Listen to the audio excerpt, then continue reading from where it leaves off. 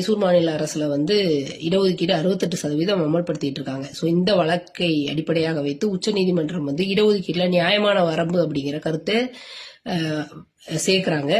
So 15 நாள் அப்படிங்கிற அந்த பிரிவு வரலாற்று ரீதியாக பின்தங்கியவர்களுக்கு பிரதிநிதித்துவம் தருவதற்காக உருவாக்கப்பட்டிருந்தா கூட அது சமூகத்தினுடைய ஒட்டுமொத்த நலனை பாதிக்கக்கூடாது அப்படிங்கிறாங்க நீதிபதிகள்.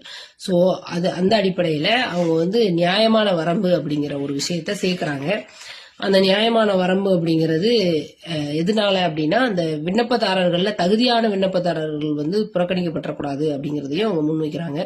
ஸோ சட்டப்பிரிவுகள் 15 நாள் 16 நாள் இந்த இதுக்கு கீழே வழங்கப்படக்கூடிய இடஒதுக்கீட்டுக்கு நியாயமான வரம்பு 50% அப்படிங்கறத உச்சநீதிமன்றம் நிர்ணயிக்குது. இடபிள்யூஎஸ் 10% இடஒதுக்கீடு கொண்டு வந்த இந்த மோடி அரசு இருக்குது இல்லையா, ஸோ அந்த இடபிள்யூஎஸ் 10% இடஒதுக்கீடு வருவதற்கு முன்னாடி வர ஒன்றிய அரசனுடைய இடஒதுக்கீட்டின் உச்சவரம்பு 50%.